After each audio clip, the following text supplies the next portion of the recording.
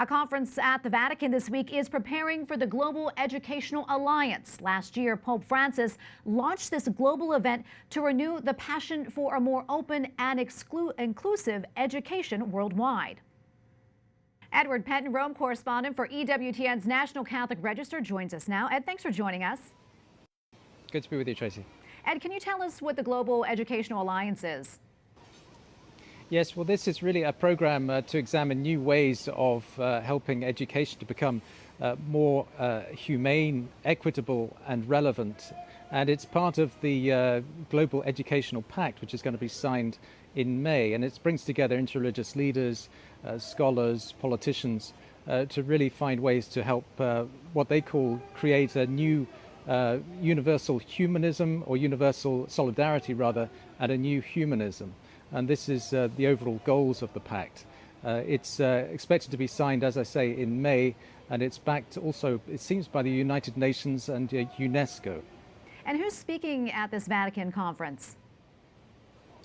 Well, one of the speakers is Jeffrey Sachs, who's a well-known economist, who's quite a frequent visitor to the Vatican now. He's a papal advisor on the environment, and is considered quite an important advisor now, even though he does support population control. So he does, nevertheless, is considered to be of great value in terms of his expertise.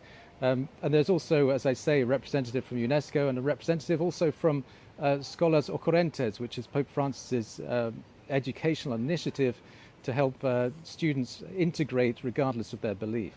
And I know there's been some concerns raised about this project. Can you tell us what those concerns are? Yes, well, there's concerns about it being rather too secular. People have said there isn't enough mention of Christ. There isn't, in fact, there isn't any mention, it seems, of Christ in this meeting coming up this week at the Pontifical Academy for Sciences. But there's also other criticisms of it too, that it's adopted very much the language of the UN.